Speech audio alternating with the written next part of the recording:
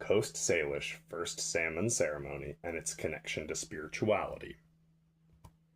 Process of a First Salmon Ceremony.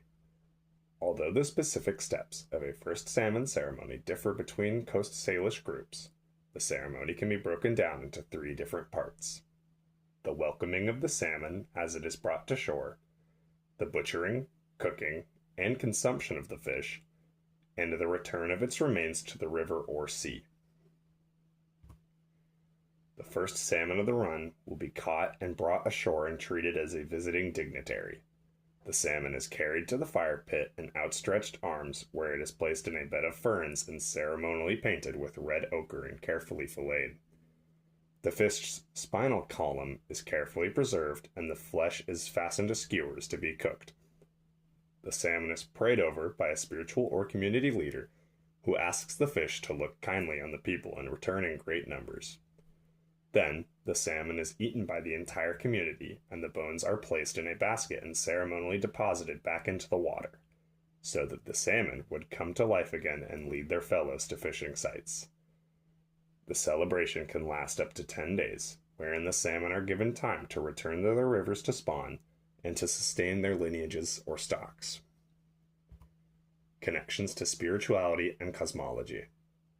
Coast Salish nations, as well as many others across North America, hold similar spiritual worldviews regarding nature and the world around them. At the heart of this cosmology is the Coast Salish understanding, reverence, and respect for the natural world which sustains them. The Coast Salish believe that everything around them is interconnected, both in need and in spirit, and that therefore all things should be respected. These beliefs are evident when analyzing different facets of Coast Salish culture, as their art, ceremonies, rituals, and daily life reflect their beliefs. Much of Coast Salish life prior to contact involved keeping a balance with the natural world around them, which mutually assured the nation's and ecosystem's survival. The first salmon ceremony encapsulates these views perfectly, as its objective relates to showing respect to the food which sustains the Coast Salish people. The act of honoring the salmon as a visitor shows the salmon that the people value and respect what it provides to them. The communal eating of the salmon then establishes and perpetuates the relationship between the people, the salmon, and symbolizes their interconnectedness. During the ceremony, a religious leader or elder would pray on the salmon so that it would feel honored and look back kindly on them, and eventually return in greater numbers. Similarly, the bones of the salmon are carefully collected and reverently returned to the water, which functions to allow the fish to return to life and hopefully lead future salmon to indigenous fishing spots.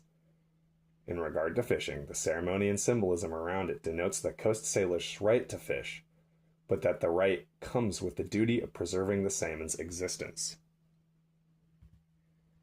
Connection to revitalization of indigenous beliefs. After contact with Europeans in the 1800s and the subsequent forcing of Native Americans onto reservations, the first salmon ceremony saw a widespread decrease of practice.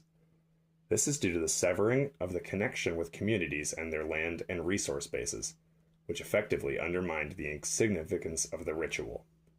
It wouldn't be until the 1970s that the first salmon ceremonies would have a resurgence, marked by a court victory in 1974 granting the Coast Salish people expanded fishing rights.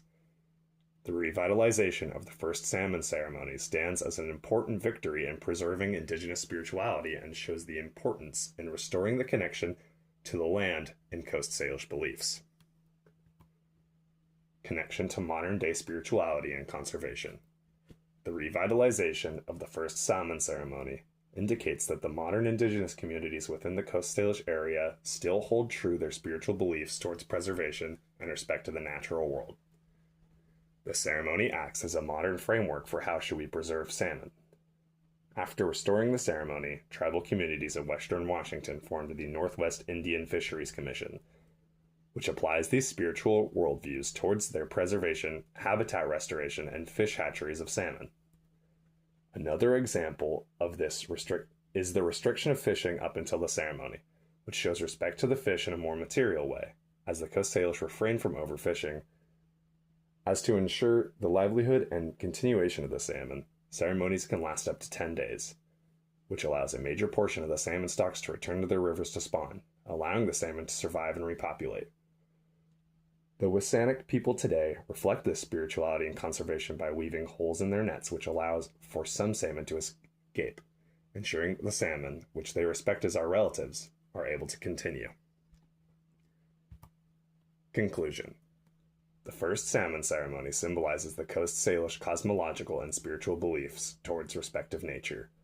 This respect includes the reverence and understanding that everything around us is interconnected both in need and in spirit, and that we cannot be without the salmon and other foods which sustain us. The motions of the ceremony all denote this respect and understanding and operate to instill these beliefs within their communities and the communities of onlookers. Despite the ceremony being lost for a period of time, it was eventually brought back in the 1970s. This revitalization comes with a surge of conservation efforts from indigenous communities and indicates that despite the effects of colonialism, Coast Salish communities still hold their spiritual beliefs and can apply them to their modern contexts.